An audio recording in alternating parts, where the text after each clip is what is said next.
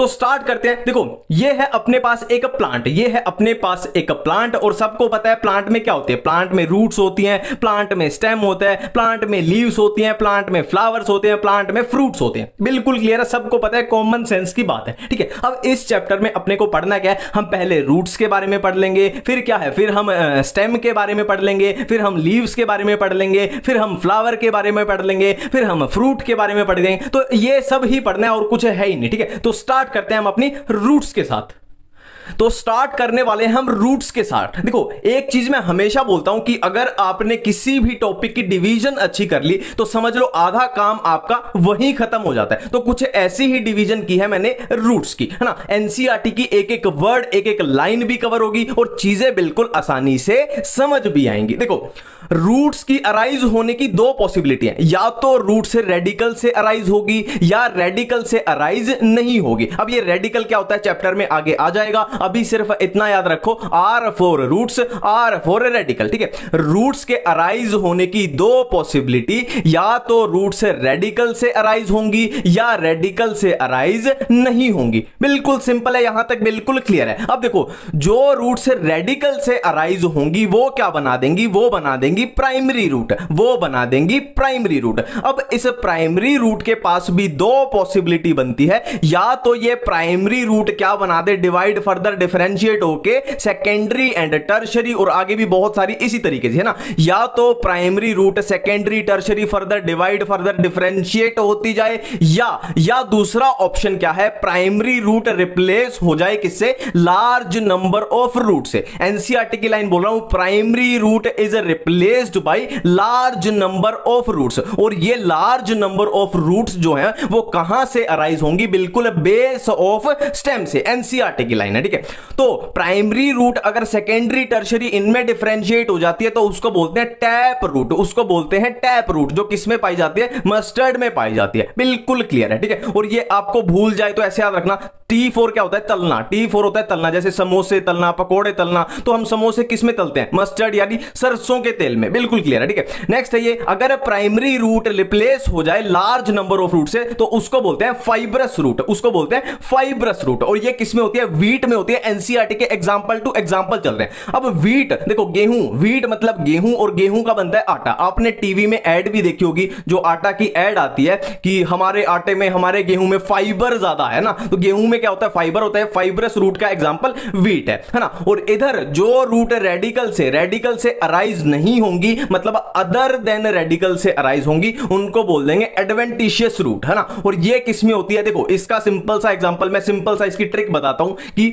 Giant monster on banyan tree, मतलब banyan tree पे giant monster बैठा था। Giant monster on banyan tree, giant मतलब ग्रास और मॉन्स्टर मतलब मॉन्स्टेरा, और बनियान ट्री तो बनियान ट्री। देखो बिल्कुल आराम से चलेंगे, स्लो चलेंगे, पर एक एक चीज को साथ साथ में बिल्कुल याद करते हुए चलेंगे, बिल्कुल याद करते हुए ना, कोई दिक्कत नहीं है, कोई जल्दी नहीं है, एक एक चीज को साथ में पॉकेट में डालते हुए चलेंगे। अब देखो tap root, fibrous root, adventitious root. अब इनके एनसीईआरटी में डायग्राम दिए हैं, ये है टैप रूट का डायग्राम है। टैप रूट का देखो, ये थी वो प्राइमरी, फिर ये फर्दर सेकेंडरी टर्शरी, ये बन जाएंगी, ठीक है। बी है फाइब्रस रूट का कि ये बेस ऑफ स्टेम है, और बेस ऑफ स्टेम से मान लो ये फर्दर बहुत सारी नंबर ऑफ रूट्स निकल जाएंगी। और ये है एडवेंटिशियस रूट, मतलब जो अदर देन रेडिकल से अराइज होंगी। बिल्कुल इतनी बात क्लियर है, रूट्स में बिल्कुल क्लियर है। अब चलते हैं आगे। अब एनसीईआरटी में एक पहरा दिया हुआ है रीजन्स ऑफ रूट, ठीक है। उसके बारे में पूरा एक पहरा लिखा गया और ये एक डायग्राम दिया गया, ठीक है। हम सिंपली पहरा को हम पढ़ते ही नहीं है, हम ये डायग्राम बस समझ लेते हैं, अपने पहरा का एक एक वर्ड पूरा कवर हो जाएगा, ठीक है। तो रीजन्स देखो कौन से, region of meristematic activity, region of elongation and region of maturation, ठीक है। अब region of meristematic activity, meristematic नाम से ही पता लग गया कि यहां की सेल क्या करेंगे, डिवीजन करेंगे, डिवाइड करेंगे, और उन सेल्स के बारे में एक लाइन पूरी क्लियर लिखी हुई है कि उन सेल्स की जो वॉल्स होती हैं वो थिन होती हैं, थिन पतली होती हैं, थिन होती हैं, और उनका प्रोटोप्लाज्म कैसा होता है, डेंस होता है। बिल्कुल क्लियर है, ठीक है। नेक्स्ट है रीजन ऑफ इलोंगेशन, तो नाम से ही पता लग रहा है इलोंगेट, यहां की सेल्स क्या करेंगी, इलोंगेट करेंगे, रैपिड इलोंगेशन करेंगे। बिल्कुल क्लियर है, ठीक है। नेक्स्ट है रीजन ऑफ मैच्योरेशन, इसके बारे में लिखा हुआ है कि इस रीजन में जो एपिडर्मल सेल होती है वो क्या बना देती हैं, रूट हेयर्स बना देती हैं, ठीक है। जो जो एपिडर्मल सेल हैं वो रूट हेयर्स की फॉर्मेशन कर देती है, ठीक है। और रूट हेयर का काम क्या है, absorption of water and mineral, ये रूट हेयर करेंगे, ठीक है। अब यहां पे एक चीज आती है रूट कैप। रूट कैप इसको कैसे समझे, देखो मान लो ये मेरी फिंगर है और मैं ऐसे इसको मिट्टी में डाल रहा हूं, है ना, मैं इसको ऐसे मिट्टी में डाल रहा हूं, तो हो सकता है मेरी फिंगर की टिप जो है वो डैमेज हो जाए। तो मैं क्या करता हूं, प्रोटेक्शन के लिए यहां पे एक टेप लगा लेता हूं, है ना, और फिर उसको मिट्टी में डालूं तो डैमेज का खतरा कम है। तो ऐसी ही है रूट कैप। देखो रूट है, रूट क्या है, सॉयल के अंदर, मिट्टी के अंदर, जमीन के अंदर पेनिट्रेट करेगी, तो हो सकता है वो डैमेज हो जाए। तो उस डैमेज से बचाने के लिए इसके ऊपर क्या होती है, रूट कैप, ये इसको प्रोटेक्शन प्रोवाइड करती है। बिल्कुल एक एक चीज ऐसे पहरा की आप पढ़ के देख लेना, एक एक वर्ड आपका क्लियर हो रहा है, ठीक है। अब नेक्स्ट देखो, कोई आपसे पूछ ले कि रूट का फंक्शन क्या होता है, रूट का फंक्शन, तो ये तो कॉमन सेंस की बात है कि रूट क्या करती है, रूट्स क्या करती हैं, जमीन से पानी को सोखती हैं प्लांट के लिए, है ना, absorption and conduction of water, ठीक है, एनसीईआरटी की लाइन है। और एक रूट्स का फंक्शन आपको याद रखना है, सिंथेसिस ऑफ पीजीआर यानी प्लांट ग्रोथ रेगुलेटर, ये आपको याद रखना है, ठीक है। तो ये तो है बेसिक नॉर्मल जो टिपिकल सिचुएशन है, बट कुछ जगह पे, कुछ केसेस में क्या होता है, रूट्स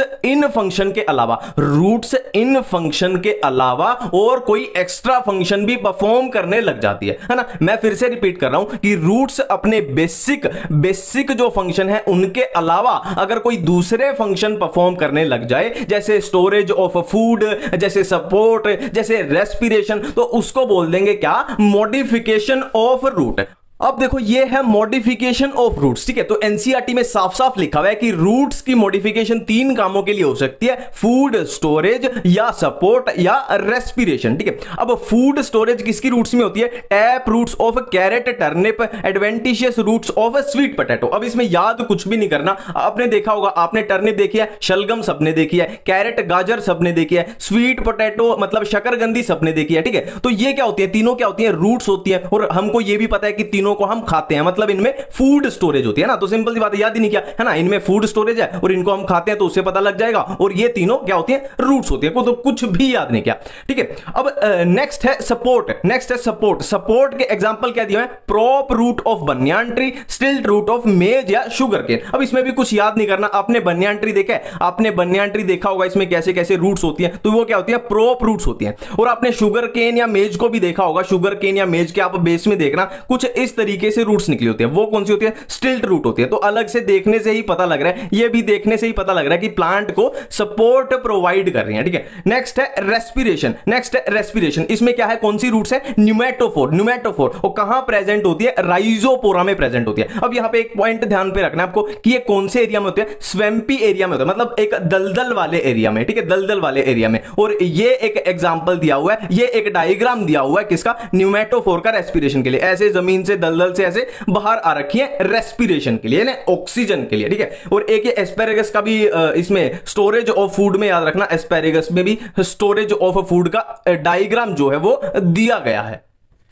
अब हम रूट्स के बाद बात करने वाले हैं स्टेम के बारे में। तो स्टेम का पहला पॉइंट तो यही है कि stem arise from plumule of embryo, ठीक है। हमने रूट्स में बात की थी कि नॉर्मली रूट्स क्या होती हैं, रेडिकल से अराइज करती हैं, और स्टेम कहां से, प्लूम्यूल से अराइज करता है। और प्लूम्यूल एंड रेडिकल ये सब क्या होते हैं, ये आगे जाके हम करेंगे, टेंशन मत लो, ठीक है। और स्टेम का फंक्शन क्या होता है, ये तो सबको पता है ना, बिल्कुल कॉमन सेंस है। स्टेम का फंक्शन क्या है, conduction of water and minerals, ठीक है। अब देखो स्टेम के बारे में जो भी एनसीईआरटी में दिया हुआ है उसको कवर करने के लिए मैंने एक रफ डायग्राम बनाया एक प्लांट का, है ना। इससे अपना एक एक वर्ड एनसीईआरटी का क्लियर हो जाएगा, है ना। और जो बेसिक कंफ्यूजन है, मेरे को पता है कहां पे कंफ्यूजन होती है कि नोड क्या होता है, बड क्या होता है, ये वो सारा बिल्कुल क्लियर कर देंगे, ठीक है। देखो ये है एक प्लांट। अब प्लांट में क्या होता है, प्लांट में रूट्स होती है, प्लांट में ये बीच में मैंने बनाई है ये स्टेम होती है, और क्या होता है प्लांट में लीव्स होती हैं, ये लीव्स बना दी, बिल्कुल सिंपल सी बात है, ठीक है। अब देखो जब ये स्टेम ग्रो करती है, ठीक है, देखो स्टेम ऐसे ग्रो करेगी, तो ये ग्रो करते हुए क्या करेगी, नोड्स बनाते हुए चलेगी। नोड्स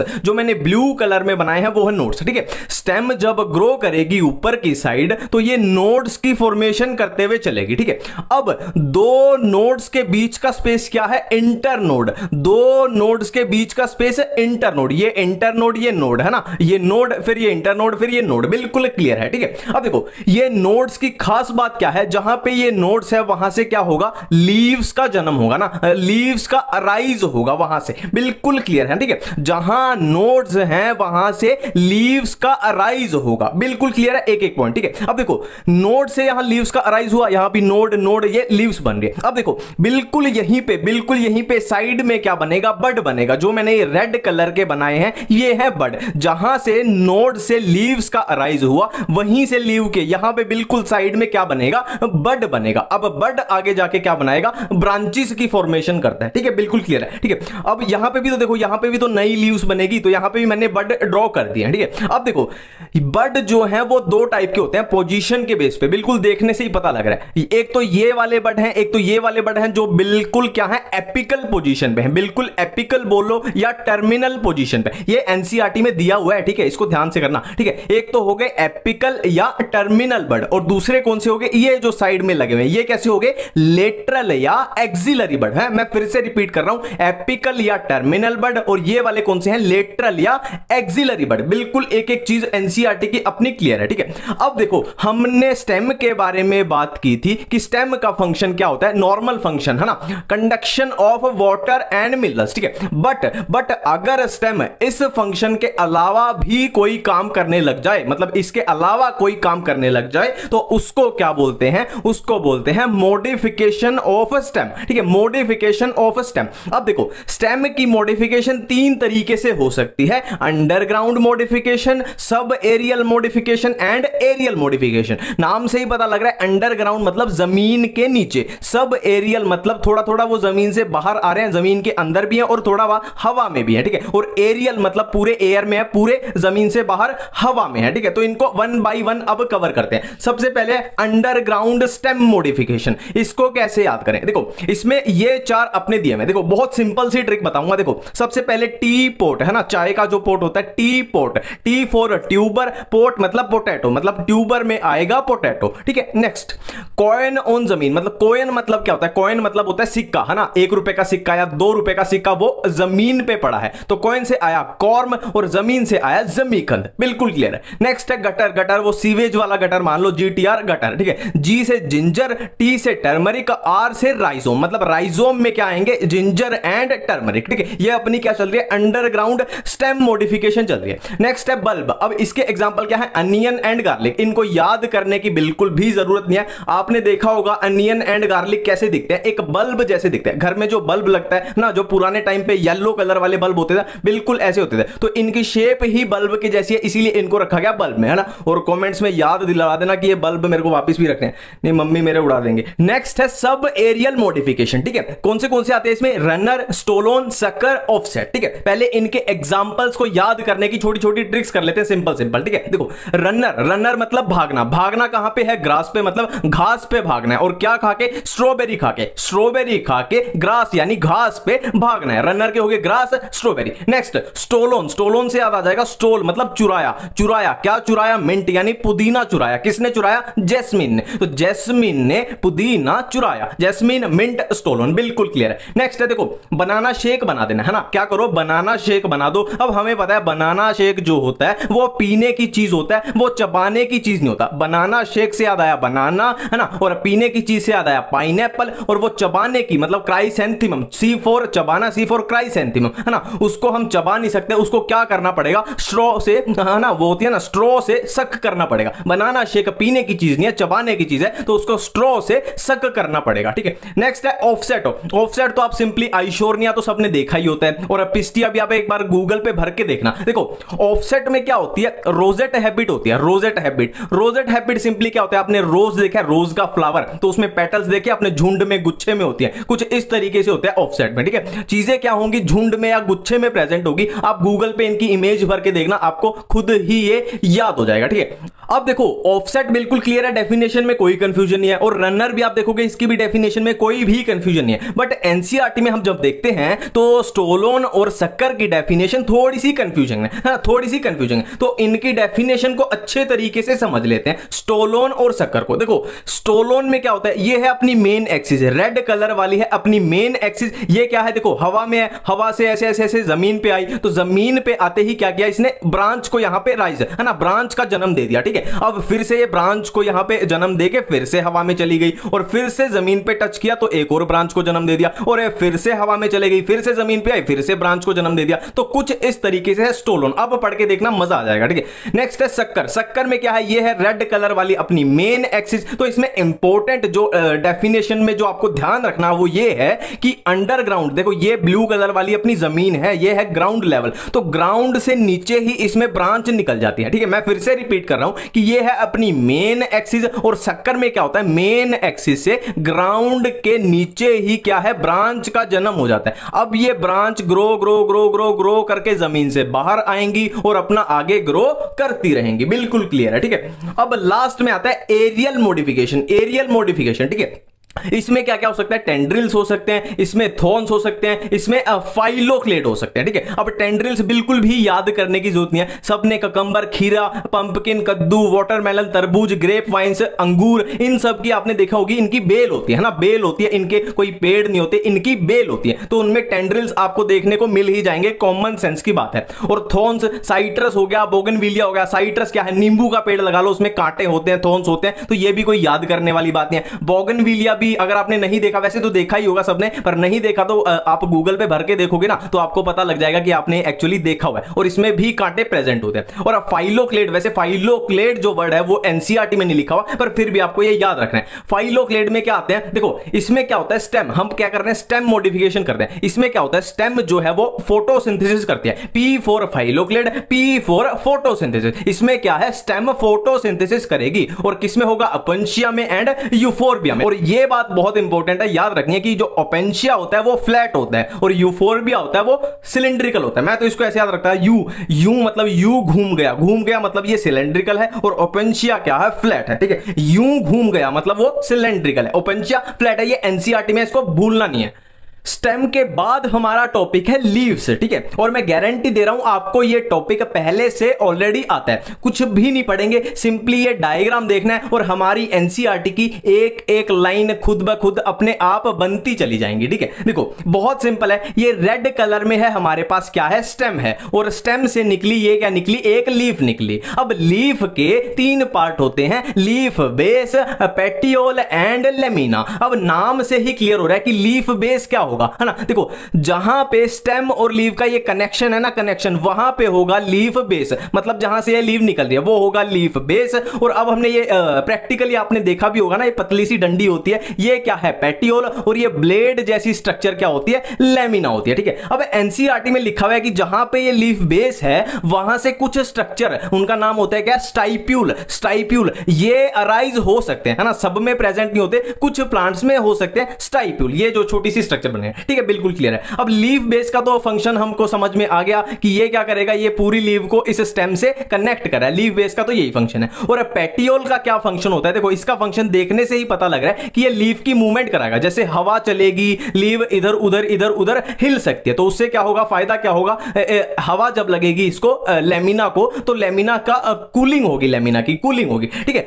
नेक्स्ट है लेमिना। अब लेमिना में तो क्या होते हैं, वेन्स होती हैं और वेनलेट्स होती है। देखो अब यहां पे एनसीईआरटी में एक क्लियर लाइन लिखी हुई है, और ये भी प्रैक्टिकल है, आपने पत्ते में देखा है, किसी भी लीफ उठा के देख लेना, जो ये बीच वाली जो ये होती है ना, वेन होती है, ये थोड़ी मोटी होती है ना, ये बीच वाली जो वेन होती है ये थोड़ी मोटी होती है, तो इसको बोलते हैं क्या, मिड रिब। इसको बोलते हैं एक तरह से रीढ़ की हड्डी होती है, मिड रिब, ठीक है। और ये है अपनी वेन्स और वेनलेट्स, ऐसे पूरा नेटवर्क फैला होता है। और ये वेन्स और वेनलेट्स जो पूरे इसमें लेमिना में फैली हुई है, इनका फंक्शन क्या है, एक तरह से ये पाइपलाइन सिस्टम है ना, पाइपलाइन सिस्टम की वाटर और फूड पूरे पत्ते में जगह जगह पे ये प्रोवाइड करा के आएंगे ना, एक तरह से पाइपलाइन सिस्टम है, ठीक है, बिल्कुल क्लियर है, ठीक है। अब यहां पे 2 चीजें बहुत इंपॉर्टेंट आती है, एनसीईआरटी में दी हुई है, ठीक है, वो क्या दी हुई है, देखो मोनोकोट्स में क्या होता है, ये लीफ बेस जो है ना, ये लीफ बेस ये क्या होता है, ये एक्सपेंड कर जाता है। मोनोकोट्स में लीफ बेस जो होता है वो एक्सपेंड कर जाता है, और वो इतना एक्सपेंड कर जाता है कि वो स्टेम को कवर कर लेता है, या तो पार्शियली कवर कर लेगा या पूरा ही कवर कर लेगा। ये एनसीईआरटी में दिया हुआ बहुत इंपॉर्टेंट है। एक और लीफ बेस के बारे में चीज दी हुई है, पुलवाइनस बेस होता है, एक पुलवाइनस, ये क्या होता है, देखो ये जो लीफ बेस है ना, अगर ये स्वेल कर जाए, तो क्या बोलते हैं, पुलवाइनस बेस, ठीक है, स्वोलन लीफ बेस। और ये किसमें होता है, लेग्यूमिनस प्लांट्स में होता है। अब देखो नेक्स्ट टॉपिक है विनेशन। अब नाम से ही पता लग रहा है विनेशन की डेफिनेशन क्या हो जाएगी कि arrangement of veins and veinlets in lamina of leaf, है ना। मतलब जो लीफ का लेमिना है उसमें वेन्स और वेनलेट्स की अरेंजमेंट किस तरीके की होगी, ठीक है। तो ये दो टाइप की होती है, एक है रेटिकुलेट विनेशन, एक है पैरेलल विनेशन। रेटिकुलेट तो सिंपल है कि वेन्स और वेनलेट्स जब एक नेटवर्क बना दे, लीफ के अंदर एक नेटवर्क सा बना दे, तो उसको बोलते हैं रेटिकुलेट। और पैरेलल किसको बोलते हैं कि वेन्स जो है वो एक दूसरे के पैरेलल भाग रही हैं, एक दूसरे के पैरेलल भाग रही हैं, तो ये पैरेलल, ठीक है। रेटिकुलेट विनेशन नॉर्मली जनरली डाइकोट्स में प्रेजेंट होती है और पैरेलल मोनोकोट्स में प्रेजेंट होती है, ठीक है। अब विनेशन के बाद हम करते हैं types of leaf. Types of leaf, ठीक है, कौन से दो टाइप की होती है, simple leaves and compound leaf, ठीक है। सिंपल लीव तो बिल्कुल सिंपल ऐसे जो हमने रेटिकुलेट में ही ड्रॉ की थी, बिल्कुल सिंपल ऐसे। और कंपाउंड अब दो टाइप की हो सकती है, पिन्नेट कंपाउंड या पामेट कंपाउंड, ठीक है। पिन्नेट कंपाउंड का एग्जांपल एनसीईआरटी में दिया हुआ है नीम, और पामेट का एग्जांपल दिया हुआ है सिल्क कॉटन। अब पिन्नेट कैसी होती है, पामेट कैसी होती है, मेरे ख्याल से आप देख के ही इसको डायग्राम देख के आप समझ जाओगे। सिंपल, बिल्कुल सिंपल है। पिन्नेट में छोटी छोटी छोटी लीफलेट्स निकली हुई हैं और पामेट तो जैसे एक पॉइंट से बहुत सारी लीव्स निकल गई, ठीक है। नेक्स्ट है फाइलोटैक्सी। देखो फाइलोटैक्सी का मतलब क्या होता है, फाइलो का मतलब लीव्स और टैक्सी टैक्सोनॉमी में करते हैं ना अरेंजमेंट। फाइलो का मतलब लीव्स और टैक्सी का मतलब अरेंजमेंट, मतलब अरेंजमेंट ऑफ लीव्स। कहां पे, स्टेम के ऊपर। स्टेम के ऊपर लीव्स की अरेंजमेंट को क्या बोलते हैं, फाइलोटैक्सी बोलते हैं। अब ये तीन टाइप की हो सकती है, ऑपोजिट, ऑल्टरनेट, वर्ल्ड, ठीक है। अब इनके नाम से ही हो जाएगा। ऑपोजिट देखो ये लीव है, इसके ठीक ऑपोजिट दूसरी है, इसके ठीक ऑपोजिट दूसरी है, इसके ठीक ऑपोजिट दूसरी है। और ऑल्टरनेट में क्या आएगा, ऑल्टरनेट पोजीशन पे आएगी, यहां पे ए आई, यहां पे फिर ऑल्टरनेट, फिर ऑल्टरनेट, फिर ऑल्टरनेट, फिर ऑल्टरनेट, ठीक है। और वर्ल्ड तो नाम से ही पता लग रहा है एक जगह पे ऐसे वर्ल सा बन जाएगा, एक पॉइंट पे ऐसे वर्ल सा बन जाएगा, ठीक है। अब इनके जो एग्जांपल दिए हुए उनको कैसे याद करें, बहुत सिंपल सी ट्रिक है, बहुत सिंपल सी ट्रिक है ना। देखो हमारे पास तीन टाइप की फाइलोटैक्सी थी, एक ऑल्टरनेट, एक ऑपोजिट और एक वर्ल्ड, ठीक है। तो सबसे पहली ट्रिक है, देखो हमें पता है चाइना जो है वो डुप्लीकेट प्रोडक्ट बनाता है, मतलब जो भी ओरिजिनल प्रोडक्ट है उसका एक सस्ता ऑल्टरनेट बना देता है, एक डुप्लीकेट, ठीक है। तो चाइना मेड सस्ते ऑल्टरनेट्स, ठीक है। चाइना से चाइना रोज, मेड से मस्टर्ड, सस्ते से सनफ्लावर और ऑल्टरनेट से ऑल्टरनेट फाइलोटैक्सी। नेक्स्ट है, देखो आप जब डीएनए पढ़ते हो ए टी जी सी, तो जी के ऑपोजिट क्या होता है, सी होता है। जी के ऑपोजिट सी, है ना। ऑपोजिट मतलब ऑपोजिट फाइलोटैक्सी, और जी से गवावा और सी से कैलोट्रोपिस। नेक्स्ट है व्हील ऑफ एल्यूमिनियम। एल्यूमिनियम का व्हील, है ना, आपने देखा एरोप्लेन्स में क्या होता है, जो व्हील होते हैं वो एल्यूमिनियम के होते हैं, ठीक है। व्हील से वर्ल्ड मतलब वर्ल्ड फाइलोटैक्सी किसमें होते हैं, एल्यूमिनियम से याद आ जाएगा, एल्स्टोनिया में होती है, ठीक है। अब लीव्स में लास्ट टॉपिक है मॉडिफिकेशन ऑफ लीव्स, ठीक है। अब देखो लीव्स चार काम करने के लिए मॉडिफाई हो सकती है। पहला क्लाइंबिंग करने के लिए, दूसरा डिफेंस के लिए, तीसरा फूड स्टोरेज के लिए, और चौथा इंसेक्टिवोरस यानी इंसेक्ट्स को खाने के लिए। तो पहला है क्लाइंबिंग। क्लाइंबिंग में क्या आएंगे, टेंड्रिल्स आएंगे, और टेंड्रिल्स का एग्जांपल है पीज है, मटर, ठीक है। देखो फॉर एग्जांपल हमने प्रैक्टिकली भी देखा है, चलो मटर है, ये मटर का पौधा है और उसको इस स्केच के ऊपर क्लाइंब करना है, तो वो क्या करेगा, टेंड्रिल्स बना लेगा, इसके अराउंड घूमता जाएगा ना, और ऐसे ग्रो करता जाएगा, है ना। ये हमने प्रैक्टिकली देखा भी है एग्जांपल। अब यहां पे एक बात ध्यान रखना, हमने टेंड्रिल्स स्टेम में भी किए थे। स्टेम टेंड्रिल्स अलग बात होती है और लीव के टेंड्रिल अलग बात होती है। यहां पे याद रखना है कि टेंड्रिल्स जो लीव्स वाला है उसका एग्जांपल है पीज, मटर, बिल्कुल क्लियर रखना है इसको, ठीक है। नेक्स्ट है डिफेंस। डिफेंस के लिए क्या आ जाएंगे, स्पाइन्स आ जाएंगे, नाम से ही पता लग रहा है डिफेंस मतलब वो छोटे छोटे कांटे से बना लेगा, जैसे कैक्टस में होता है। अब फिर से एक कंफ्यूजन हो सकती है, देखो हमने थॉर्न्स किए थे, थॉर्न्स, है ना, वो कहां पे थे, स्टेम में थे, और स्पाइन्स कहां पे हैं, लीव्स में है। लीव्स की जो मॉडिफिकेशन है, ठीक है। ये किसमें होते हैं, कैक्टस, ये भी याद नहीं करना, कैक्टस सबको पता है, उस पे कांटे से होते हैं, ठीक है। नेक्स्ट है फूड स्टोरेज। फूड स्टोरेज में क्या है, फ्लैशी लीव्स होती है, फ्लैशी लीव्स, है ना। आपने प्याज देखा होगा, प्याज देखा है, उसमें क्या होती है, आप प्याज जब छीलते हो तो वो लीव्स ही उतरती है ना, पत्तियां सी उसकी उतरती जाती है, तो वो लीव्स ही होती है, फ्लैशी लीव, जो फूड स्टोरेज का काम करती है। और इसका एग्जांपल है गार्लिक। अनियन जनरली क्या है, गार्लिक के साथ ही रहता है, ठीक है। नेक्स्ट है इंसेक्टिवोरस की, इंसेक्ट्स को खाने के लिए, इंसेक्ट्स को कैप्चर करने के लिए लीव्स मॉडिफाई हो जाती है। और ये इसमें क्या लिखा हुआ है, एनसीईआरटी में एग्जांपल लिखे हैं, pitcher plant and Venus fly trap, Venus fly trap and pitcher plant. Flower के बारे में बात करने से पहले हम थोड़ी सी बात करेंगे इनफ्लोरेसेंस के बारे में। देखो इतना सा ही एनसीईआरटी में बस दिया हुआ है। देखो इनफ्लोरेसेंस होता क्या है, इसकी सिंपल सी डेफिनेशन है कि arrangement of flowers on floral axis. मैं एक बार फिर से रिपीट कर देता हूं, इनफ्लोरेसेंस क्या होता है, arrangement of flowers on floral axis. बिल्कुल बिल्कुल सिंपल है। अब ये दो टाइप की होती है, रेसमोस और साइमोस। अब रेसमोस में कैसा ऑर्डर होता है, एक्रोपेटल ऑर्डर को फॉलो करते हैं, और साइमोस में फ्लावर बेसिपेटल ऑर्डर को फॉलो करते हैं। अब ये क्या है, देखो इसको सिंपल, आप इनमें कंफ्यूज मत होना, मैं ट्रिक भी बता दूंगा इसको याद करने की। देखो A for acropetal, A for आगे बढ़ना, मैं फिर से रिपीट कर रहा हूं, A for acropetal, A for आगे बढ़ना, मतलब रेसमोस इन्फ्लोरेसेंस में क्या होगी, जो मेन एक्सिस होगी वो आगे बढ़ती जाएगी, मेन एक्सिस, ठीक है। जो पुराने फ्लावर हैं वो नीचे हैं, फिर उससे नए, फिर उससे नए, फिर उससे नए, ऐसे मेन एक्सिस आगे बढ़ती जाएगी। और साइमोस में बेसिपेटल इसके ऑपोजिट हो जाएगा कि जो मेन एक्सिस है वो फ्लावर में जाके टर्मिनेट हो जाएगी ना, ये सबसे ओल्ड फ्लावर, फिर ये नए फ्लावर जो है ये नीचे आ रहे हैं ना, ये फ्लावर बन गया और यहां पे ये खत्म होगी मेन एक्सिस। बिल्कुल सिंपल है। तो हम स्टार्ट करने वाले हैं फ्लावर के साथ, ठीक है। देखो मैं अपनी एक बात फिर से रिपीट करता हूं कि अगर आप किसी भी टॉपिक की डिवीजन अच्छी कर लेते हो तो समझ लो आपका 50% काम वहीं खत्म हो गया। तो इसी टाइप की डिवीजन करेंगे कि एनसीईआरटी की एक एक लाइन भी कवर हो और चीजें बिल्कुल साफ साफ क्लियर समझ भी आए, ठीक है। देखो अगर हम किसी फ्लावर की बात करें तो एक फ्लावर में 4 वर्ल्स होते हैं, 4 वर्ल्स होते हैं। अब ये वर्ल क्या होता है, देखो इससे समझो, ये एक गुलदस्ते में से मैंने ऐसे काट दिया, देखो ये जो है ये मान लो है x, ये भी x, ये भी x, ये भी x, ये भी x, ठीक है। तो ये अकेला जब है तो ये है x, और ये ऐसे अरेंजमेंट, ये ऐसे अरेंजमेंट में प्रेजेंट है तो ये क्या हो जाएगा, x का वर्ल। ये पूरा क्या हो जाएगा, इस पूरे ग्रीन पार्ट को मिला के क्या बोल देंगे, x का वर्ल। बिल्कुल क्लियर है ये बात। तो ये होता है वर्ल। अब किसी फ्लावर में 4 वर्ल प्रेजेंट होते हैं, 2 कैसे होते हैं, एक्सेसरी वर्ल्स, और 2 कैसे होते हैं, रिप्रोडक्टिव वर्ल्स। अब एक्सेसरी वर्ल्स में क्या आएगा, कैलाइक्स और कोरोला, ठीक है। अब देखो मैंने क्या बोला था, ये पूरा ग्रीन पार्ट एक वर्ल है, ये एक पूरा वर्ल है, और ये सिंगल को क्या बोलेंगे हम, एक्स। मतलब ये ग्रीन जो वर्ल है वो एक्स से मिलके बना है, ठीक है। ऐसे ही कैलाइक्स जो वर्ल है वो किससे मिलके बना है, सेपल्स से मिलके बना है, ठीक है। ऐसे ही कोरोला जो वर्ल है वो किससे मिलके बना है, वो पेटल्स से मिलके बना है, ठीक है। और रिप्रोडक्टिव वर्ल्स की बात करें तो 2 आएंगे, एंड्रोशियम और गाइनोशियम, ठीक है। अब एंड्रोशियम किससे मिलके बना है, स्टेमन से मिलके बना है, और गाइनोशियम किससे मिलके बना है, कार्पल से मिलके बना है, ठीक है। अब यहां पे एक छोटी छोटी चीजें मैं आपको बता दूं कि एक वर्ड आता है पेडिसल, देखो इसी से समझ लेते हैं। ये जो है ना, ये है पेडिसल, ये आगे थोड़ा सा और इसको बढ़ा लो चाहे, ये है पेडिसल, और जो ये है जहां से ये वर्ल अटैच हो रहे हैं, ये है थोड़ा सा मोटा सा पार्ट, ये है थैलेमस, ठीक है। ये पेडिसल, ये थैलेमस, और यहां पे अपने क्या आ जाएंगे, अपने ये फ्लावर के 4 वर्ल आ जाएंगे, है ना। 4 वर्ल कौन से, कैलाइक्स, कोरोला, एंड्रोशियम, गाइनोशियम, है ना। एक एक चीज को आराम से रिपीट करते हुए चलेंगे, रिवाइज करते चलेंगे कि साथ में ही अपना याद करके जाएं, और कहां पे चीजें रिपीट कर रही हैं वो मेरे को अच्छे से पता है, ठीक है। और कैलाइक्स और कोरोला कैसे हैं, एक्सेसरी वर्ल्स हैं, एंड्रोशियम गाइनोशियम रिप्रोडक्टिव वर्ल है। कैलाइक्स के मेंबर क्या है, सेपल्स, कोरोला के मेंबर्स क्या है, पेटल्स, एंड्रोशियम के स्टेमन्स, और गाइनोशियम के कार्पल्स। एक एक बात क्लियर है। अब हम चलते हैं आगे।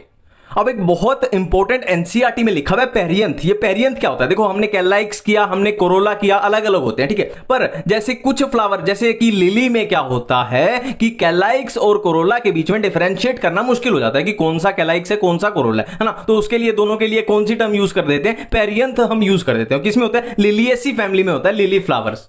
अब नेक्स्ट देखो, मैंने फ्लावर्स की ऐसी डिवीजन करी है कि अपनी एनसीईआरटी की एक एक लाइन, एक एक वर्ड इसमें ऑटोमेटिकली क्लियर हो जाएगा। देखो फ्लावर्स को डिवाइड किया गया सेक्स के बेस पे, कौन से हो जाएंगे, यूनिसेक्सुअल, बायसेक्सुअल। फ्लावर्स को डिवाइड किया गया सिमिट्री के बेस पे, रेडियल सिमिट्री कौन से हो जाएंगे, एक्टिनोमॉर्फिक फ्लावर, और बायलेटरल सिमिट्री कौन से, जाइगोमॉर्फिक फ्लावर। और तीसरे क्या, एसिमिट्रिकल, जिसमें कोई सिमिट्री ही नहीं है, ठीक है। फ्लावर्स को डिवाइड किया गया फ्लोरल अपेंडेजेस के बेस पे, कि ट्राइमेरस, टेट्रामेरस, पेंटामेरस, ठीक है। अब ये क्या होता है, ये आगे बात कर लेंगे, टेंशन मत लो, इनके बारे में आगे बात कर लेंगे। फ्लावर्स को डिवाइड किया गया ब्रैक्ट के बेस पे, ब्रैक्टिएट, ई ब्रैक्टिएट। फ्लावर्स को डिवाइड किया गया ओवरी की पोजीशन के बेस पे, हाइपोगाइनस, पेरीगाइनस, एपीगाइनस। टेंशन मत लो बिल्कुल भी, अब हम एक एक पे बात करने वाले हैं कि ये क्या है, ये क्या है, ये क्या है, ये क्या है, ये क्या है। तो स्टार्ट करते हैं इसके साथ। सेक्स के बेस पे क्या है, unisexual flowers and bisexual flower. देखो फर्स्ट क्या है, bisexual bisexual and unisexual flower. देखो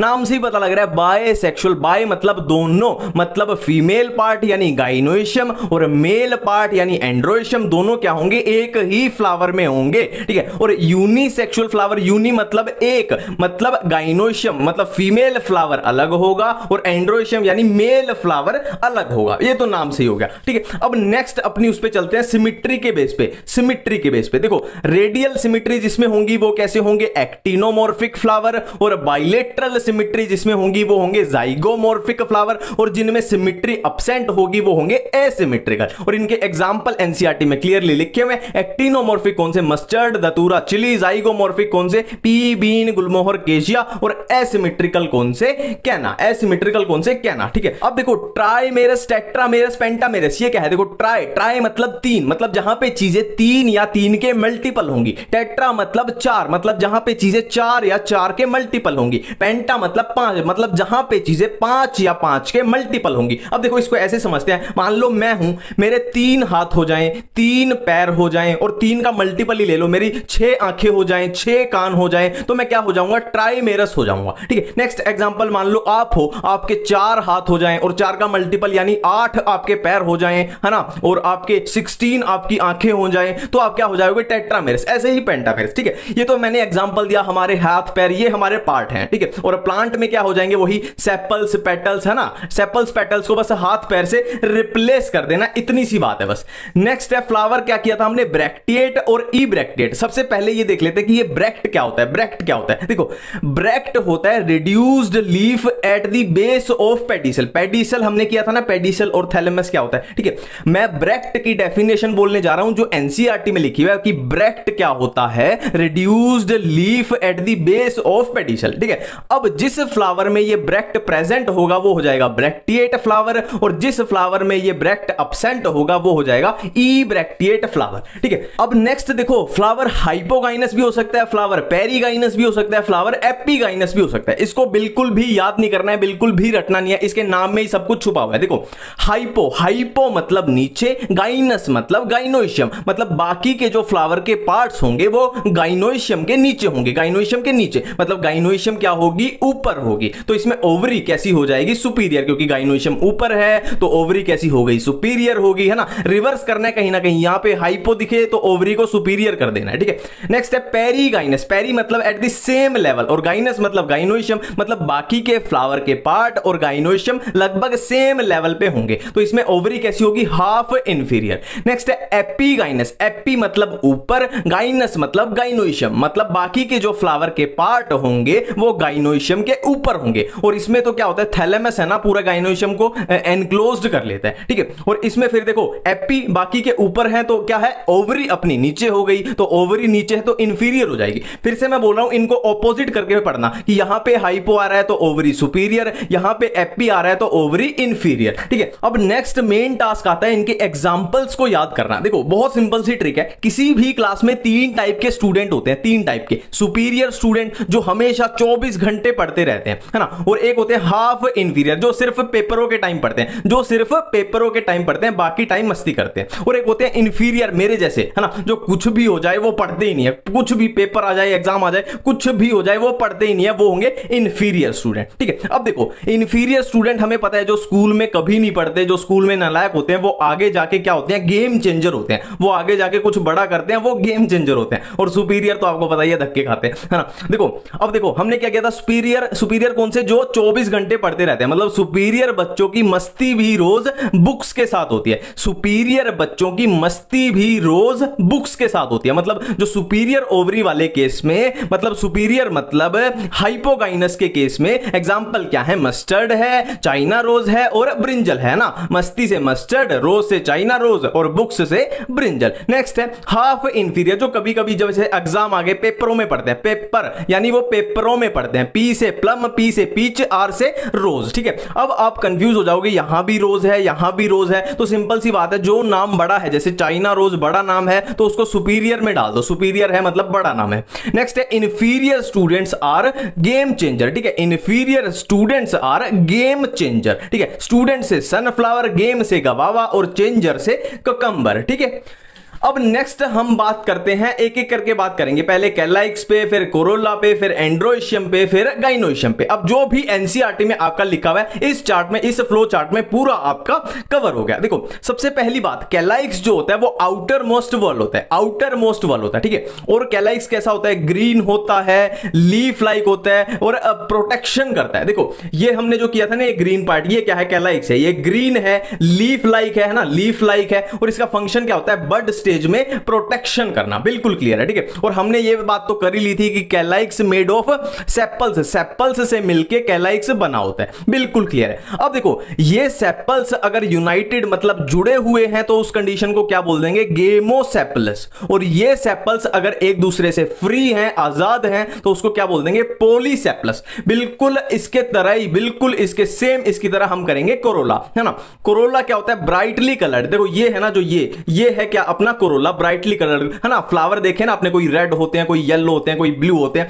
तो वो होता है कोरोला। और इनका ब्राइट कलर क्यों होता है, कॉमन सेंस की बात है, इंसेक्ट को अट्रैक्ट करने के लिए, ताकि ये प्लांट की पोलिनेशन हो जाए, ठीक है। अब देखो कोरोला किससे मिलके बना होता है, पेटल से मिलके बना होता है, ये बात हम कर चुके हैं। अब ये पेटल्स अगर जुड़े हुए हैं तो कंडीशन हो जाएगी गेमोपेटलस, और ये पेटल्स एक दूसरे से फ्री हैं, आजाद हैं, तो कंडीशन हो जाएगी पॉलीपेटलस, ठीक है। अब देखो हम कैलाइक्स कर चुके हैं, हम कोरोला कर चुके हैं। अब नेक्स्ट आता है एस्टिवेशन। नेक्स्ट है एस्टिवेशन।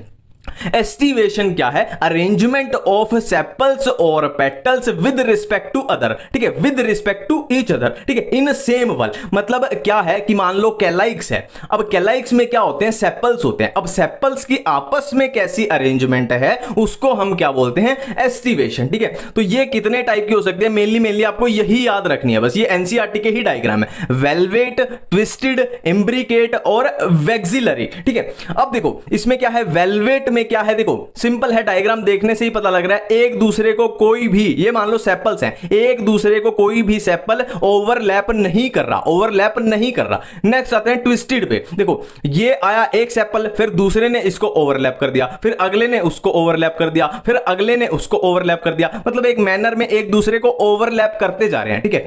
और अगर इम्ब्रिकेट में बात करें तो इसमें भी ओवरलैपिंग तो हो रही है, पर एक डायरेक्शन में नहीं हो रही। जैसे इसमें एक डायरेक्शन थी कि इसने ओवरलैप किया, फिर इसको किया, फिर इसको किया, फिर इसको किया, पर इसमें कोई डायरेक्शन नहीं है, कोई भी किसी को कहीं भी ओवरलैप कर रहा है इम्ब्रिकेट में, ठीक है।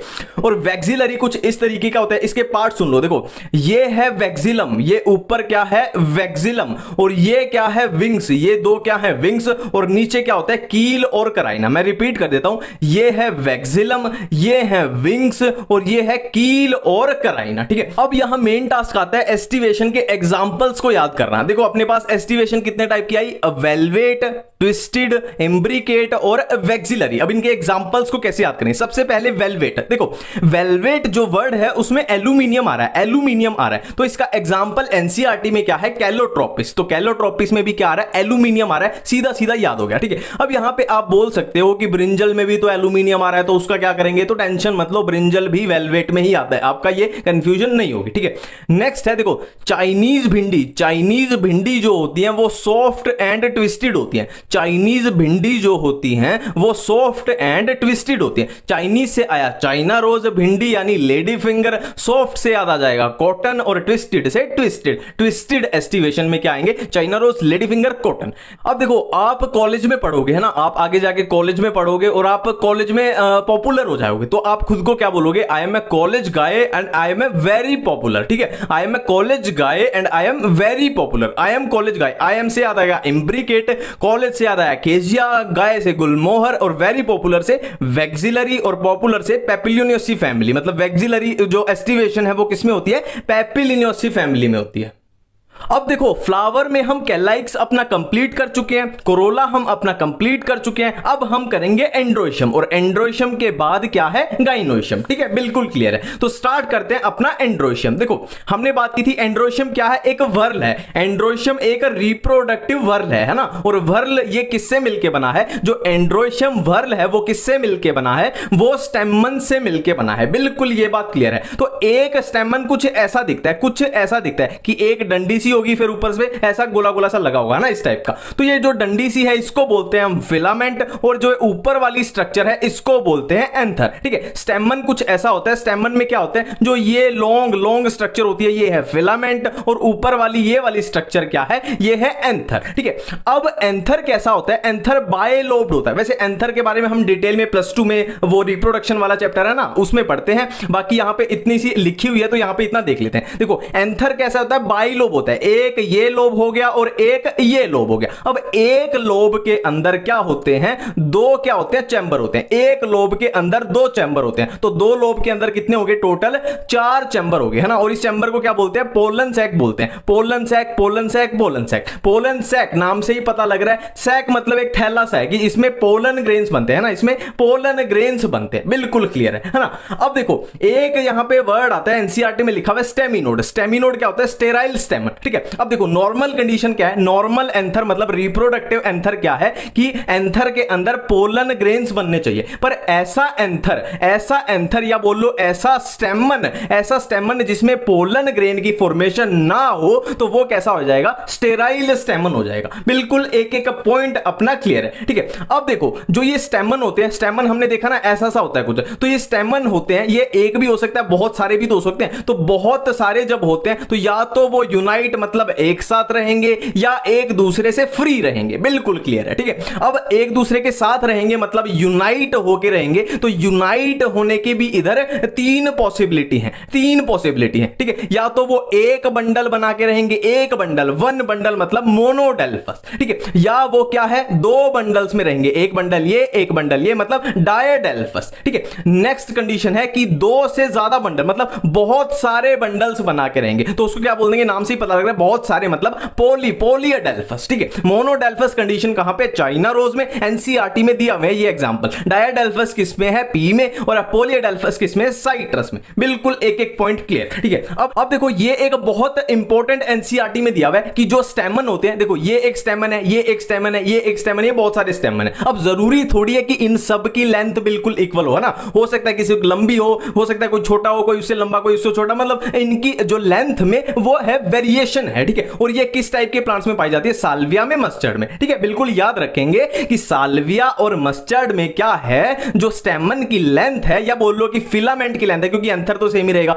फिलामेंट या स्टेमन की लेंथ में वेरिएशन पाई जाती है। ठीक है, बिल्कुल क्लियर है। ठीक है, अब देखो हमने बात की थी कि स्टेमन एक दूसरे के साथ यूनाइट हो सकते हैं, स्टेमन एक दूसरे के साथ यूनाइट हो सकते हैं, पर यहां पे और भी तो पॉसिबिलिटी है। अगर स्टेमन जो है वो पेटल के साथ यूनाइट हो जाए या स्टेमन पेरियंथ के साथ यूनाइट हो जाए। अब पेटल क्या होते हैं, पेरियंथ क्या होते हैं, ये हम ऑलरेडी कर चुके हैं। तो एनसीईआरटी में बिल्कुल क्लियर दिया हुआ है कि अगर स्टेमन पेटल्स के साथ यूनाइट हो जाए तो उस कंडीशन को क्या बोलते हैं, एपीपेटलस। और ये किसमें होती है, ब्रिंजल में होती है। और दूसरी कंडीशन क्या है, अगर स्टेमन पेरियंथ के साथ यूनाइट हो जाए तो उसको क्या बोलते हैं, एपिफिलस, है ना। और पेरियंथ किसमें प्रेजेंट होता है, हमने ऑलरेडी कर भी लिया था, किसमें, लिलिएसी फैमिली में होता है, लिली में होता है। तो ये हो जाएगा लिली हो जाएगा अपना। ठीक है, बिल्कुल क्लियर है। अब अपना एंड्रोशियम क्लियर है, अब हम चलते हैं अपने गाइनोशियम की तरफ। ठीक है, गाइनोशियम की तरफ, जैसे एंड्रोशियम किससे मिलके बना था, स्टेमन से मिलके बना था, वैसे गाइनोशियम जो वर्ल है वो किससे मिलके बना है, वो कार्पल से मिलके बना है, वो कार्पल से मिलके बना है। और कार्पल क्या होता है, हम कार्पल की स्ट्रक्चर देख लेते हैं, इसी से अपने को पूरा समझ आ जाएगा। ये है एक कार्पल, ये है एक कार्पल। अब कार्पल में 3 पार्ट होते हैं, स्टिग्मा, स्टाइल, ओवरी। मैं फिर से रिपीट कर रहा हूं, गाइनोशियम हमारे पास एक रिप्रोडक्टिव वर्ल है, कैसा, फीमेल रिप्रोडक्टिव। ठीक है, और गाइनोशियम किससे मिलके बना है, कार्पल से मिलके बना है। अब एक कार्पल की हम यहां पे स्ट्रक्चर देख रहे हैं कि एक कार्पल में 3 पार्ट हमें दिखाई दिए, एक स्टिग्मा, एक स्टाइल, एक ओवरी। ठीक है, बिल्कुल क्लियर। अब स्टिग्मा अलग से ही दिख रहा है कि एक प्लेटफॉर्म जैसा है ना, ये देखो इसकी थोड़ी चौड़ाई ज्यादा है, ये एक प्लेटफॉर्म जैसा है। अब ये प्लेटफॉर्म किस काम आएगा कि जब रिप्रोडक्शन होगी, है ना, पोलन ग्रेन कहीं कहीं से उड़ के आएंगे तो ये उनको रिसीव करने के लिए, है ना, एक तरह से हेलीपैड बनी हुई है कि हेलीकॉप्टर को रिसीव करने के लिए। ठीक है, अब नेक्स्ट है स्टाइल। स्टाइल क्या करेगी, स्टिग्मा और ओवरी को कनेक्ट करेगी, बिल्कुल क्लियर है। ठीक है, नेक्स्ट है ओवरी। ओवरी सबसे इंपॉर्टेंट पार्ट है, इसको सबसे ध्यान से सुनना है। देखो जैसे मदर के अंदर बच्चा प्लेसेंटा से कनेक्ट होता है ना, वैसा ही है कुछ यहां पे, है ना। ओव्यूल क्या है, बच्चा है, ओवरी क्या है, मां है, कुछ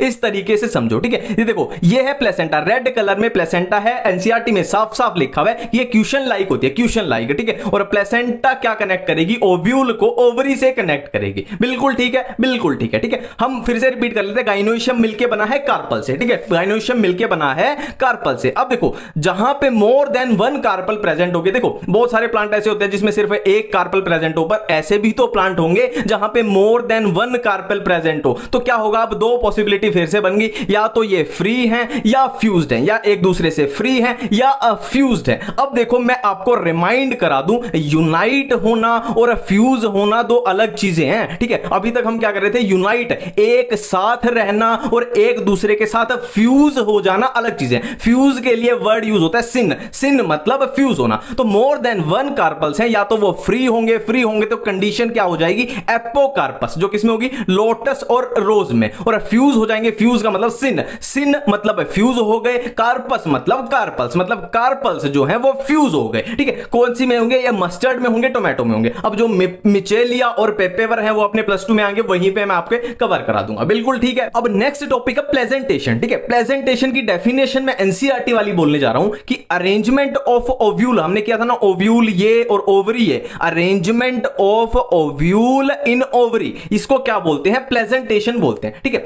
अब ये हमारे पास कितने टाइप की है, 5 टाइप की आ जाती है। क्या है, मार्जिनल, ये है मार्जिनल, ये है पैराइटल, ये है एक्साइल, ये है फ्री सेंट्रल और ये है बेसल। ठीक है, अब बिल्कुल भी इनको कुछ भी याद नहीं करना है, बिल्कुल इनके ये नाम से ही कवर हो जाएंगी। देखो ये ऐसे याद रखना है इसको कि ये सिंगल एक मार्जिन है, ये एक रिज प्रेजेंट होगी और इसी पे ये ओव्यूल लगे हुए हैं ना, दोनों साइड भी हो सकते हैं, है ना, ये है। और पैराइटल नाम से ही कवर हो रहा है। देखो पैराइटल होता है बाहर वाला पेरिफेरल एरिया और विसरल होता है अंदर वाला एरिया। तो पैराइटल मतलब पैराइटल ये बाहर वाले एरिया पे क्या है, ये ओव्यूल लगे हैं, बिल्कुल क्लियर है। और एक्साइल को ऐसे याद रखना कि एक्साइल, एक्साइल में आ रहा है एक्स, तो ये एक्स जैसी स्ट्रक्चर बनी हुई है ना, और इसमें क्या है, मल्टीलोक्यूलर ओवरी है ना, ये लिखा हुआ है अलग से। ठीक है, मल्टीलोक्यूलर तो देखने से ही पता लग रहा है, एक लोक्यूल, दो लोक्यूल, तीन लोक्यूल, बिल्कुल क्लियर है। और फ्री सेंट्रल तो देखने से ही पता लग रहा है, बिल्कुल सेंटर में फ्री पड़े हुए, कहीं से कनेक्टेड ने, सेंटर में फ्री पड़े हुए, बिल्कुल ठीक है। और देखो ये जो डिवीजन हुई है ना, ये सेप्टम से होती है, ये जो लाइन है ना, ये सेप्टम होता है। ठीक है, बिल्कुल क्लियर है। और ये है बेसल, इसको ऐसे याद रखना कि जैसे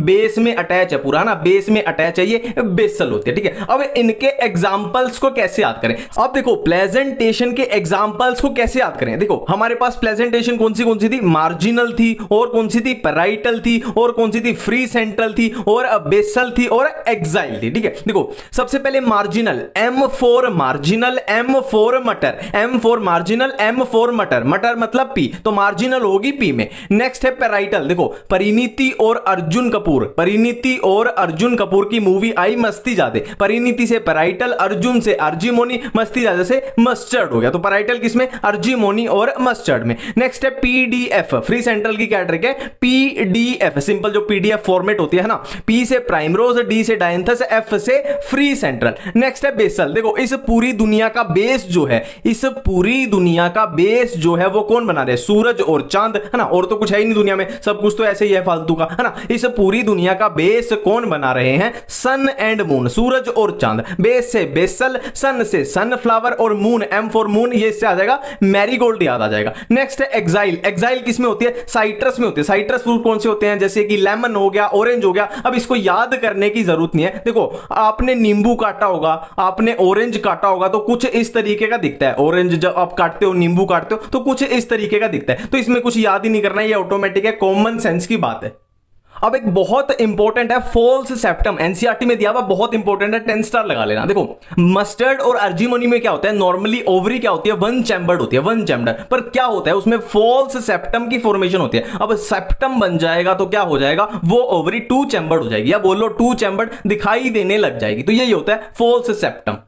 अब हम स्टार्ट करने वाले हैं फ्रूट। देखो फ्रूट के बारे में एनसीईआरटी में पहली लाइन लिखी है कि fruits are the characteristic feature of flowering plants. ठीक है, ये लाइन क्यों बोली गई, देखो एक होता है सीड, एक होता है फ्रूट। अब देखो सीड पहली बार किसमें आया था, जिम्नोस्पर्म में, बट जिम्नोस्पर्म में क्या है, जो फ्रूट है वो अब्सेंट होता है, और फ्रूट पहली बार किसमें आता है, एंजियोस्पर्म में, है ना। और एंजियोस्पर्म क्या होते हैं, अपने फ्लावरिंग प्लांट्स। तो ये हो गया कैरेक्टरिस्टिक फीचर, मतलब सिर्फ और सिर्फ फ्लावरिंग प्लांट, यानी सिर्फ और सिर्फ एंजियोस्पर्म में ही फ्रूट प्रेजेंट होगा। क्लियर बात है, ठीक है।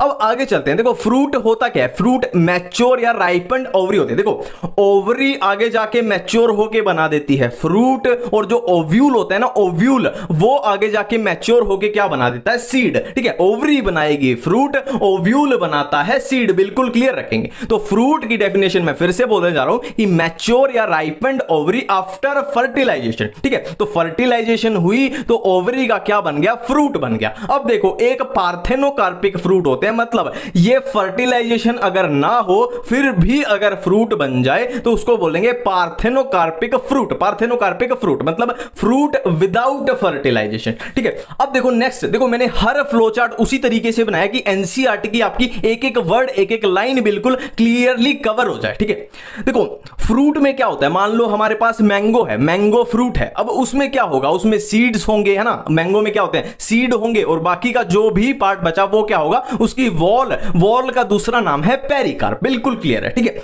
अब देखो जो पेरिकार्प है, एनसीईआरटी में साफ साफ लिखा गया है कि जो पेरिकार्प है वो ड्राई भी हो सकती है और वो फ्लैशी भी हो सकती है। अब नेक्स्ट ही लाइन में एनसीईआरटी में लिखा है कि जब पेरिकार्प फ्लैशी प्लस थिक हो। मैं रिपीट करने जा रहा हूं, पहली लाइन मैंने क्या बोली थी कि पेरिकार्प ड्राई भी हो सकती है और फ्लैशी भी हो सकती है। अब नेक्स्ट लाइन एनसीईआरटी में क्या है कि पेरिकार्प जब फ्लैशी भी हो और थिक भी हो तो क्या होता है, पेरिकार्प तीन पार्ट में डिफरेंशिएट हो जाती है। एपिकार्प मतलब आउटर लेयर, मेसोकार्प मतलब मिडल लेयर, और एंडोकार्प मतलब इनर लेयर। ठीक है, अब देखो ये डायग्राम दिया हुआ है किसका, मैंगो और कोकोनट का, और इसके बारे में एक पैरा में लिखा भी हुआ है ना। अब क्या लिखा हुआ है वो हम इसी डायग्राम से देख लेते हैं। पहली लाइन यही लिखी हुई है कि मैंगो और कोकोनट में फ्रूट कैसा होता है, ड्रूप फ्रूट होता है, ड्रूप फ्रूट होता है। ठीक है, अब हमने बात की थी किसकी, कि ये बात की थी हमने कि पेरिकार्प जब फ्लैशी भी हो, थिक भी हो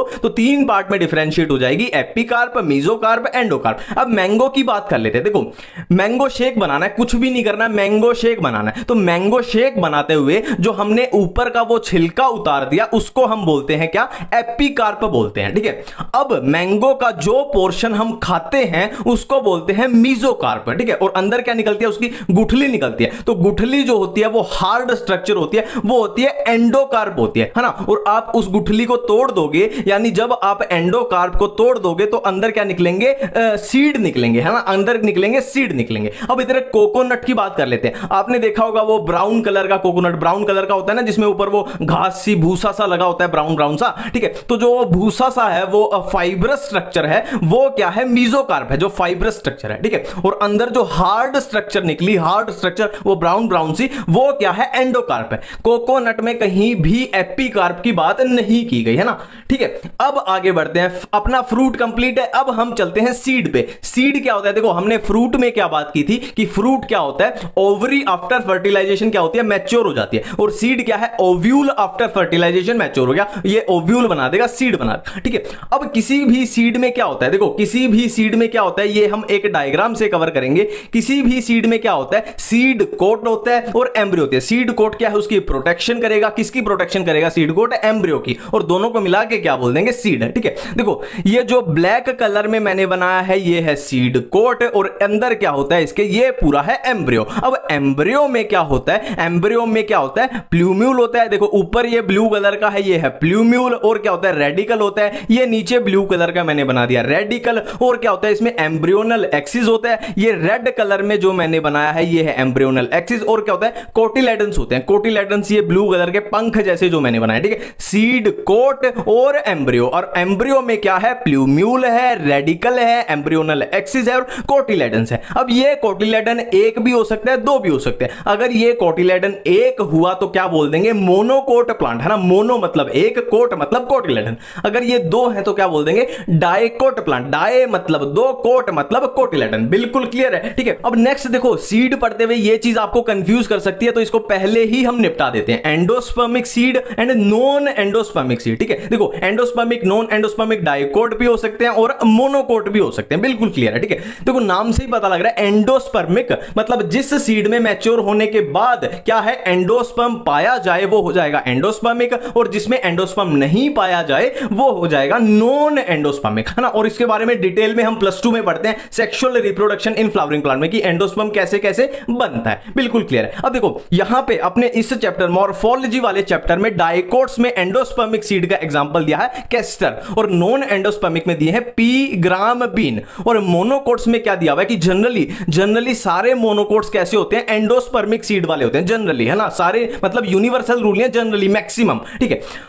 और नॉन एंडोस्पर्मिक मोनोकोट्स कौन से हैं, ऑर्किड्स होते हैं, एनसीईआरटी में साफ साफ लिखा हुआ है, ठीक है। अब हम करते हैं अपना, पहले डाइकोट सीड करेंगे फिर मोनोकोट सीड करेंगे, ठीक है। डाइकोट सीड में फिर से वही है, मैंने एक रफ डायग्राम बनाया अपनी एनसीईआरटी के एक एक लाइन को ये कवर कर देगा, ठीक है। हमने देखो हमने क्या बात की थी सीड में, हमने क्या बात की थी, सीड में क्या होता है, सीड कोट होती है, एम्ब्रियोनल एक्सिस होता है, और क्या प्लूम्यूल रेडिकल और कोटिलेडन होते हैं, बिल्कुल ठीक ऐसे ही करना। देखो रेड कलर की जो मैंने बनाई है ये है अपनी सीड कोट, और सीड कोट के अंदर क्या है, ये है पूरा एम्ब्रियो। सीड कोट के अंदर क्या है, अपना एम्ब्रियो है, ठीक है। अब सीड कोट की जो इनर लेयर है उसको बोलते हैं टैगमन, और जो आउटर लेयर है उसको बोलते हैं टेस्टा, ठीक है। टेस्टा टैगमन बिल्कुल क्लियर है, ठीक है। अब देखो इसमें तो याद ही हो जाएगा ना, इनर में आ रहा है एन और टैगमन में भी आ रहा है एन आ रहा है, ऐसे याद कर लेना, ठीक है। अब यहां पे एक चीजें लिखी हुई है कि जो सीड कोट है ना, इसमें सीड कोट के अंदर हाइलम एक स्कार होता है, स्कार प्रेजेंट होता है हाइलम, ठीक है। अब देखो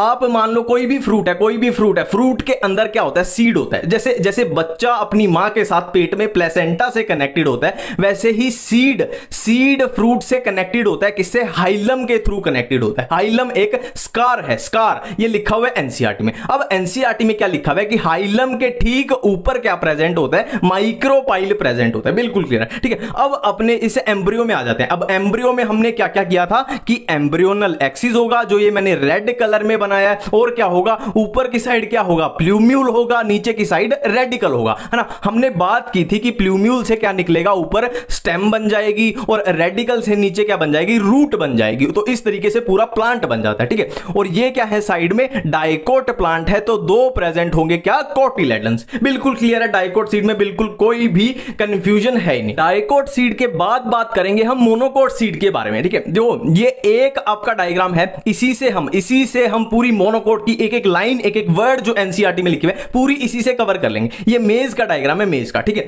अब देखो इस डायग्राम में क्या बताया गया है, देखो सीड के बाहर क्या होती है, सीड कोट होती है, सीड कोट होती है। अब इसमें क्या है, सीड के बाहर देखो, टेक्निकली आप सोच के देखो, सीड के बाहर क्या होना चाहिए, फ्रूट ही तो होना चाहिए, फ्रूट है ना। तो इसमें क्या है, जो सीड कोट है वो फ्रूट वॉल के साथ फ्यूज हो गई है, ठीक है। बाहर क्या है, seed coat and fruit wall, seed की जो कोट है वो फ्रूट की वॉल के साथ फ्यूज हो गई है, पहली बात, है ना। दूसरी बात देखो हमने क्या बात की थी, ये मेज है, मेज क्या है, देखो मोनोकोट है, तो हमने बात की थी जनरली मोनोकोट्स में क्या है, सीड कैसा होता है, एंडोस्पर्मिक होता है जनरली, है ना, मैक्सिमम केस में, ठीक है। देखो अब यहां पे ये एंडोस्पर्म को दिखाया गया, ये है पूरा एंडोस्पर्म, और ये क्या है, अपना एम्ब्रियो, ये एंडोस्पर्म और ये अपना क्या है, एम्ब्रियो, बिल्कुल क्लियर है, ठीक है। देखो अब यहां पे एक इंपॉर्टेंट लाइन एनसीईआरटी में लिखी गई है कि एंडोस्पर्म और एम्ब्रियो को एक प्रोटीन लेयर, जिसको बोलते हैं एल्यूरोन लेयर, ये डब्बे डब्बे डब्बे डब्बे से बने हैं, ठीक है। मैं फिर से रिपीट कर रहा हूं, एंडोस्पर्म और एम्ब्रियो को एक प्रोटीन लेयर जिसका नाम है एल्यूरोन लेयर, वो सेपरेट करती है, बिल्कुल क्लियर है, ठीक है। अब एंडोस्पर्म में इतना क्लियर है। अब हम आ जाते हैं अपने एम्ब्रियो में, ठीक है। तो अब देखो ये कौन से हैं, मोनोकोट हैं। मोनोकोट मतलब यहां पे एक कोटिलेडन प्रेजेंट होगा, तो इसका एक कोटिलेडन जो होता है उसको बोलते हैं स्क्यूटेलम। स्क्यूटेलम क्या होता है, मोनोकोट का कोटिलेडन होता है, ठीक है। अब क्या होता है, हमने क्या किया था, एम्ब्रो में क्या होता है, प्लूम्यूल होता है, ये प्लूम्यूल हो गया, और क्या होता है, रेडिकल होता है, ये रेडिकल होता है, ठीक है। अब प्लूम्यूल एक शीथ में प्रेजेंट होता है जिसको बोलते हैं कोलियोप्टाइल, और रेडिकल भी एक शीथ में प्रेजेंट होता है जिसको बोलते हैं कोलियोराइजा, ठीक है। मैं फिर से रिपीट कर देता हूं, ये मेज का डायग्राम है, एनसीईआरटी में दिया हुआ है, और इसके थ्रू हम अपना मोनोकोट सीड कवर कर रहे हैं। और मोनोकोट सीड में हमने बात की थी, जनरली मोनोकोट्स में एंडोस्पर्मिक सीड होता है ना। और हमने क्या बात की कि इसमें जो फ्रूट की वॉल है ना, जो फ्रूट की वॉल है वो सीड कोट के साथ फ्यूज हो चुकी है, बिल्कुल क्लियर है, ठीक है। और इसमें हमने क्या बात की, एंडोस्पर्म प्रेजेंट है, और ये क्या है, इधर अपना एम्ब्रियो है, और एंडोस्पर्म और एम्ब्रियो को क्या सेपरेट कर रहा है, एक प्रोटीन लेयर सेपरेट कर रही है जिसको हम बोलते हैं एल्यूरोन लेयर। और हम एम्ब्रियो में जैसे डाइकोट्स में बात कर चुके हैं कि क्या होता है, कोटिलेडन प्रेजेंट होते हैं। अब ये है किसका, मोनोकोट का, मोनो मतलब वन, कोट मतलब कोटिलेडन, मतलब इसमें एक कोटिलेडन प्रेजेंट होगा जिसको बोलेंगे स्क्यूटेलम, जिसको बोलेंगे स्क्यूटेलम, ठीक है। और क्या होता है एम्ब्रियो में, क्या होता है प्लूम्यूल होता है, और क्या होता है रेडिकल। प्लूम्यूल क्या बनाएगा, स्टेम बनाएगा, और रेडिकल क्या बनाएगी, रूट्स बनाएगी, ठीक है। अब प्लूम्यूल एक शीथ में प्रेजेंट है जिसको बोला हमने कोलियोप्टाइल, और रेडिकल भी एक शीथ के अंदर प्रेजेंट है जिसको हमने शीथ को बोला कोलियोराइजा। बिल्कुल क्लियर है। अब हम बात करने वाले हैं प्लांट फैमिलीज के बारे में, और फैमिलीज के बारे में बात करने से पहले हम बात करेंगे फ्लोरल फॉर्मूला में, है ना, जो सिंबल दिए हैं। देखो अभी तक हम यही पढ़ते आ रहे हैं ना, कैलाइक्स, कोरोला, एंड्रोशियम, गाइनोशियम, पेरियंथ, और क्या बाइसेक्सुअल, मेल फीमेल, ये तो सिंपल है। एक्टिनोमॉर्फिक, जाइगोमॉर्फिक, यही तो पढ़ते आ रहे हैं हम, है ना। तो सिंपल है, इनके सिंबल थोड़े थोड़े से कॉमन से ही है वैसे। K फॉर कैलाइक्स हो जाएगा, C फॉर कोरोला हो जाएगा, A for androecium, G for gynoecium, P for perianth. ये मेल का होता है, ये फीमेल का होता है, और ये दोनों एक में हो जाए तो बाइसेक्सुअल हो गया, है ना। और ये एक्टिनोमॉर्फिक हो गया, और ये जाइगोमॉर्फिक। बस इतने से आपको सिंपल से याद रखना है, ठीक है। अब देखो गाइनोशियम, एक मजे की बात आती है, अगर गाइनोशियम, ये G फॉर गाइनोशियम था, अगर G के नीचे एक डंडा हो, मतलब क्या कहना चाह रहा है वो कि G फॉर क्या है, गाइनोशियम, मतलब उसमें होगी ओवरी, मतलब ओवरी ऊपर है, यानी सुपीरियर कंडीशन, है ना, सुपीरियर ओवरी है। अगर G के, दूसरी कंडीशन है, अगर G के ऊपर डंडा हो, डंडा रिप्रेजेंट कर रहा है फ्लावर के दूसरे पार्ट्स को, G के ऊपर अगर डंडा सा लगा हुआ है तो मतलब बाकी पार्ट से नीचे है ओवरी, तो मतलब इंफीरियर ओवरी आ जाएगी। बिल्कुल सिंपल है, ठीक है। अब देखो अपनी एनसीईआरटी में कौन सी फैमिली दी हुई है, फेबेसी फैमिली दी हुई है, सोलेनेसी फैमिली दी हुई है, और लिलिएसी फैमिली दी हुई है। जो आपको चीजें याद करनी है वो ये है ना, ये चीजें आपको याद करनी है, और एक आपको इनके फ्लोरल फॉर्मूला याद करें। देखो फ्लोरल फॉर्मूला की ट्रिक मत बनाना, क्योंकि वो भूल जाओगे, वो आपको याद करने ही पड़ेंगे, है ना, वो याद करने ही पड़ेंगे, उसमें कुछ नहीं हो सकता। और ट्रिक बनाई तो मैं बोल रहा हूं गड़बड़ी करके आऊंगा, और बस याद जो करनी है आपको ये चीजें, इनफ्लोरेसेंस फेबेसी में रेसमोस, और बाकी दोनों में साइमोस। फ्रूट फेबेसी में लेग्यूम, सोलेनेसी में बेरी और कैप्सूल, लिलिएसी में कैप्सूल। सीड फेबेसी में नॉन एंडोस्पर्मिक, और इन दोनों में एंडोस्पर्मिक, ठीक है। अब मैं एक बात फिर से रिपीट कर रहा हूं, ये फ्लोरल फॉर्मूला 4 दिए हुए एनसीईआरटी में, फेबेसी का दिया हुआ है, सोलेनेसी का दिया हुआ है, लिलिएसी का दिया हुआ है, और ब्रासिकेसी का दिया हुआ है ना। और ब्रासिकेसी का कहां दिया हुआ है, फ्लोरल डायग्राम, फ्लोरल डायग्राम का जो इंट्रोडक्टरी पैरा है ना, जहां पे वो सिंबल बताया गया, वहां पे इसका फॉर्मूला दिया हुआ है। मैं फिर से बोल रहा हूं, इनमें ट्रिक मत बनाना, क्योंकि गड़बड़ हो जाएगी। इनको कॉमन सेंस से याद करोगे, है ना, तो याद हो भी जाएंगे, और ये याद ही आपको करने पड़ेंगे, इसमें आपके पास कोई ऑप्शन नहीं है, ठीक है। अगर आप ये याद कर लेते हो तो आपको फैमिली के बारे में कुछ याद ही नहीं करना, फैमिली के बारे में सिर्फ आपको ये चीजें याद करनी, बाकी सब कुछ इससे कवर हो जाएगा। जैसे देखो ये हमने सिंबल किया था किसका, अब ये बता देगा जाइगोमॉर्फिक है या एक्टिनोमॉर्फिक है, ब्रैक्टिएट है या इब्रैक्टिएट है ना, कैलाइक्स कितने हैं, कोरोला कितने हैं, और एंड्रोशियम और ये कोरोला आपस में कनेक्टेड है, पेरियंथ, P फॉर पेरियंथ है, पेरियंथ और एंड्रोशियम आपस में कनेक्टेड है ना, एपिपेटलस है या एपिफिलस है, और ये ओवरी कैसी है, ये डंडा बता देगा, सुपीरियर है कि इंफीरियर है ना, सब कुछ इससे आपको पता लग जाएगा, कुछ याद ही नहीं करना पड़ेगा। और रही बात इनके एग्जांपल्स की, तो वो मैं ट्रिक से याद करवा दूंगा, एक एक एग्जांपल जो एनसीईआरटी में दिया है, फेबेसी के, सोलेनेसी के और लिलिएसी के। सबसे पहले है सोलेनेसी फैमिली, ठीक है। इसको कैसे याद करना है, देखो सोलन आपको पता है हिमाचल प्रदेश में एक डिस्ट्रिक्ट है, एक जिला है सोलन, आप नेट पे आप चेक भी कर सकते हो। तो सोलन का जो आशीष था, सोलन का रहने वाला था आशीष, तो आशीष ने क्या किया, वो आलू बैंगन की सब्जी खा के सिगरेट यानी टोबैको पीने गया, ठीक है। तो इससे क्या हुआ, वो आलू बैंगन खा के जो सिगरेट पीने गया, इससे क्या हुआ, उसके पेट में दर्द हो गया, पेट या बेली मान लो ना, पेट या बेली में दर्द हो गया। तो सोलन का आशीष जब आलू बैंगन की सब्जी खा के टोबैको यानी सिगरेट पीने गया, तो उसके पेट या बेली में दर्द हो गया, ठीक है। अब देखो सोलन से है सोलेनेसी, ये सबसे इंपॉर्टेंट पार्ट होता है कि किस चीज की ट्रिक है, ये भी इन्वॉल्व करो हमेशा ट्रिक में, ठीक है। तो सोलन से याद आएगा कि ये ट्रिक है सोलेनेसी फैमिली की। आशीष से क्या है, अश्वगंधा, आलू बैंगन। अब आपके घर में जब आलू बैंगन की सब्जी बनती है तो उसमें क्या क्या डलता है, देखो आलू बैंगन है तो आलू यानी पोटैटो डलेगा, बैंगन यानी ब्रिंजल डलेगा, और क्या डलता है, टमाटर यानी टोमेटो डलते हैं, मिर्च तो डलेंगी सब्जी में, है ना, चिल्ली हो गई, ठीक है। अब सिगरेट टोबैको से आ जाएगा डायरेक्ट टोबैको, पेट या बेली से, देखो पेट से पेट्यूनिया और बेली से आ गया बेलाडोना, ठीक है, क्लियर है। अब नेक्स्ट है लिलिएसी फैमिली, ठीक है। देखो इसकी भी बहुत सिंपल सी ट्रिक है, देखो लिली किसी लड़की का नाम है, लिली किसी लड़की का नाम है, और लिली के लिप्स पूरे कॉलेज में सबसे ज्यादा ग्लो करते थे, लिली के लिप्स पूरे कॉलेज में सबसे ज्यादा ज्यादा ग्लो करते थे। क्यों करते थे? क्योंकि वो लिप्स पे एलोवेरा अप्लाई करती थी। एलोवेरा एक नेचुरल ब्यूटी प्रोडक्ट है, आपको पता ही है, ठीक है। लिली के लिप्स कॉलेज में सबसे ज्यादा ग्लो करते थे क्योंकि वो एलोवेरा अप्लाई करती थी। तो लिली से आया लिलिएसी फैमिली, मतलब ये ट्रिक है लिलिएसी फैमिली की। और लिप्स से आया ट्यूलिप, है ना, इसमें आ रहा है ना लिप, लिप से आया ट्यूलिप। कॉलेज से कॉलचिसिन, ग्लो से ग्लोरियोसा, एलू से एलोवेरा और अप्लाई से आया एस्पेरेगस, ठीक है। अब नेक्स्ट फैमिली है फेबेसी फैमिली। देखो जो प्योर इंडियन फैमिलीज होती है ना, आपने देखा होगा इंडियन फैमिलीज में समोसे तो बहुत सारे खाते हैं ना, लोग समोसे बहुत खाते हैं। तो प्योर इंडियन फैमिली वही है जो लगभग 3 समोसे तो खाती ही है एक दिन में, ठीक है। तो pure Indian families Yeats 3 samosa daily, यहां लगा लेना, डेली से याद रख लेना। Pure Indian families Yeats 3 samosa daily. अब प्योर से आया पल्सेस, इंडियन से आया इंडिगोफेरा, फैमिली से आया फेबेसी, मतलब ये ट्रिक है फेबेसी फैमिली की। ईट्स 3 का मतलब ट्राई, 3 मतलब ट्राई, मतलब ट्राइफोलियम। SMS समोसा है ना, S से आया सेस्बियाना, M से आया मुलेठी और S से आया सनहेम्प। क्लियर है? Thank you.